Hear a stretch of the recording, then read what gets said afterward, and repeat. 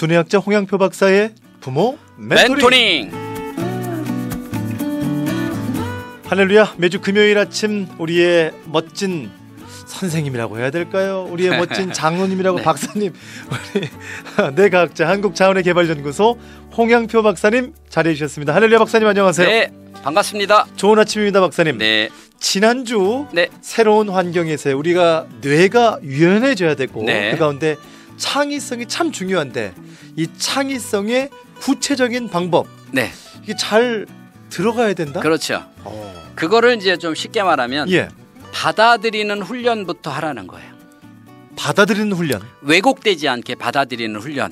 이게 전반적으로 전체를 오늘 딱 한 단어로 얘기한다면 왜곡되지 않게 받아들이는 훈련. 이게 한 줄 문장으로 만든 거예요. 왜곡되지 않게 받아들이는 훈련. 이게 얼마나 중요한 거냐면요. 일단 어떤 사람이 이야기를 할 때 예. 그냥 순수한 왜곡되지 않은 그 상태를 먼저 받아들여야 되는데 얼마나 그게 아니면 야, 내 말 좀 믿어 제발. 난 진짜야 진짜야라고 맨날 이렇게 얘기를 하잖아요. 그렇죠. 이미 우리 뇌에서는 왜곡되게 받아들이는 게 먼저 만들어져 있다는 거예요. 그런데 박사님 말씀 참 이게 우리는 우리 자녀들에게 이렇게 가르치지 않은데 네.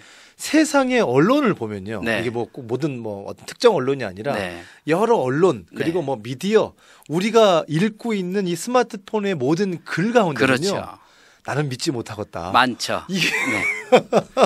아무리 그렇게 진심을 얘기해도 나는 모르겠는데라는 그런 논조가 참 많은 것 같아요. 네, 그러면서 어려서부터 그런 건 어른들도 이제 그런 걸 느끼지만 어렸을 적에부터 아이들에게 부모의 작은 한마디부터 지키지 못하는 약속부터 이 작은 하나하나가 이제 왜곡되게 받아들이기 시작하는 애들이 엄마는 거짓말쟁이야.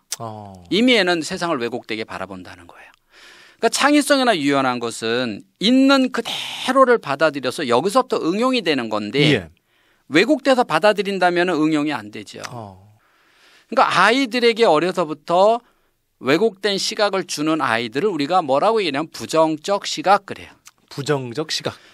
그 사람은 세상 속에서도 늘 부정적인 것만 찾아서 다녀요.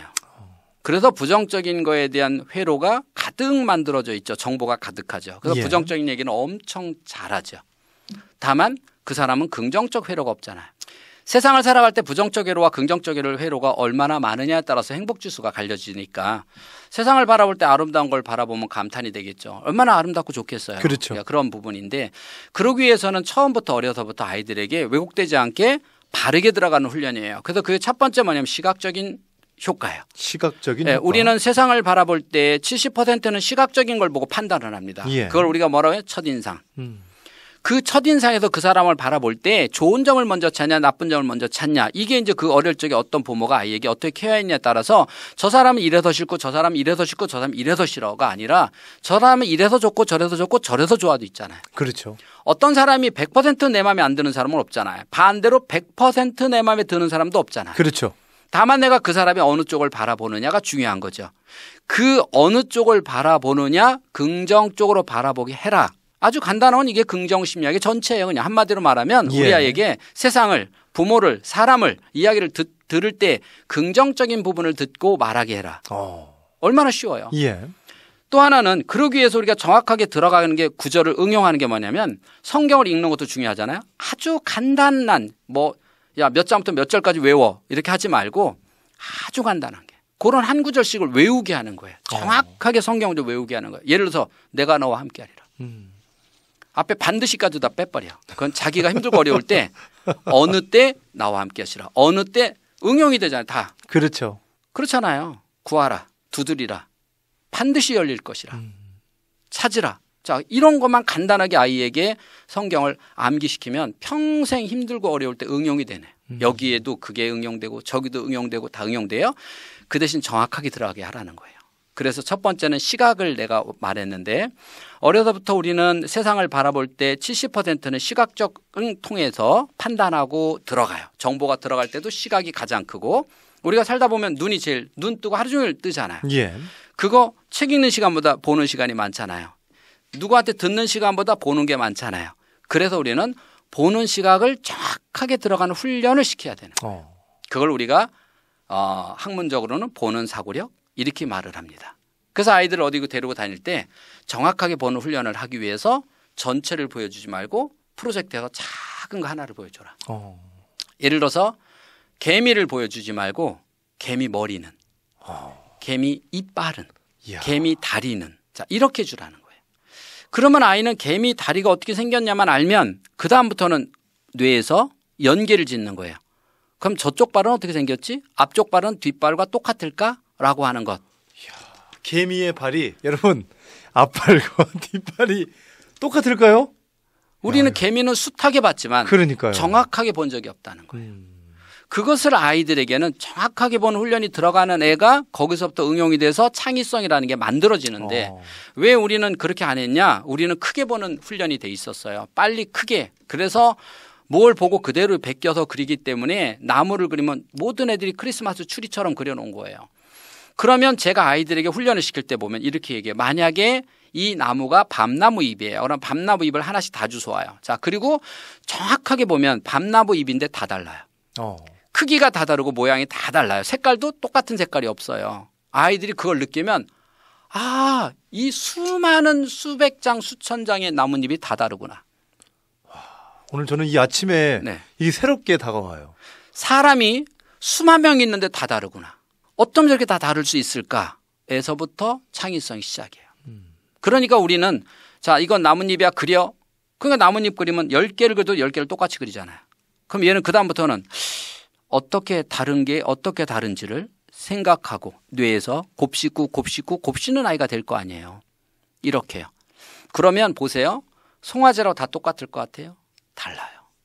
정확한 다른 부분을 찾아서 거기서 조금씩 다르게 바꾸는 거를 우리가 창의성이라고 해요. 하나를 여러 가지 각도에서 바라보는 거예요. 그래서 우리가 아이들 데리고 어디를 가요? 밖을 나가요. 그렇죠. 현장학습을 가요. 과연 어떻게 하고 오냐는 거예요. 빨리 많이. 그러니까 빨리 많이는 봤는데 자, 우리 예를 들자 기차 그려 그러면 기차 어떻게 그려요? 뻔하잖아요. 칙칙북구리 그렸잖아요. 그거는 그렇게 생긴 기차가 아니란 말이에요. 그래서 우리가 일단은 정확하게 보는 훈련을 통해서 우리가 어릴 때 배웠던 고정개념을 떠나서 아이가 개미 한 마리를 대충 보고 집에 오면 쉬운데 그거를 다리만 보려면 얼마나 관찰하기도 힘들고 거기에 돋보기도 있어야 되고 시간도 많이 투자됩니까? 그래서 겨우 본 게 다리 하나예요. 그 시간에 그 집도 보고 수백 마리의 개미를 볼 수 있는 시간에 한 마리를 겨우 다리 하나 정확하게 관찰하고 왔어요. 어떤 애가 우선 많이 봤잖아요. 그러나 어떤 애가 창의성이 뛰어나느냐? 그 개미 다리 하나를 정확하게 들어간 아이가 거기서부터 응용이 돼요. 그래서 이걸 과학으로 언어로 인문학으로 탄생을 시킬 수 있는 위대한 아이가 된다는 거예요.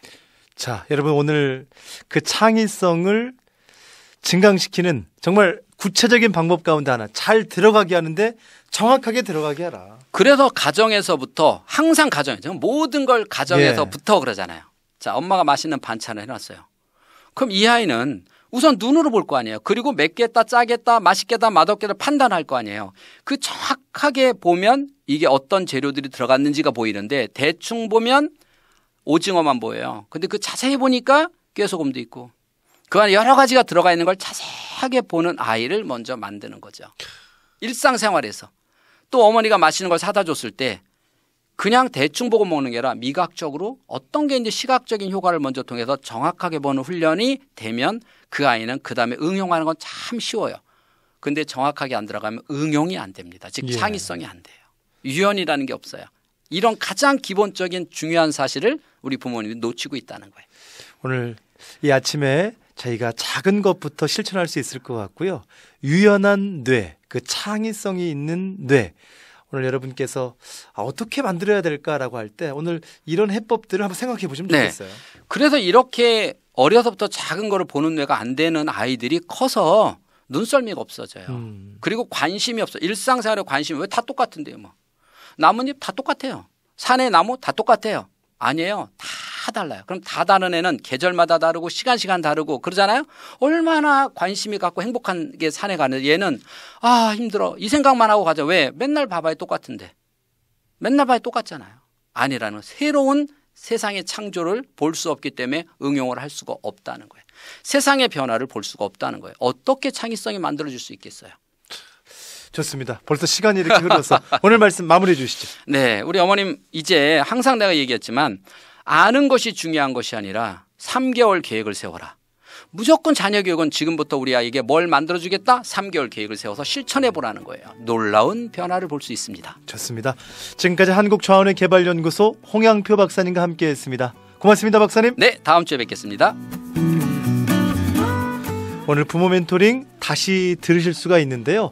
지난주, 지지난주 좋은 아침입니다 유튜브에 가시면 부모 멘토링이 있습니다. 오늘 샵 1069번 단문 50원의 유료 문자로 부모 문자 보내시면 링크 주소를 보내드리고요. 많은 분들에게 공유하시고 또 공유 받으시는 분들이 직접 이 얘기를 들으면 참 많이 유익해 하십니다. 아셨죠? 5분을 추첨해서 엄마가 행복해지는 뇌습관 책 선물을 전해드립니다. 그리고 우리 홍 박사님의 홍양표 박사의 인간 수업이란 또 유튜브 사이트가 있는데요. 그곳에서도 많은 정보들을 보실 수가 있어요. 좋은 아침입니다. 또 다음 주에 부모 멘토링 시간 이어질게요.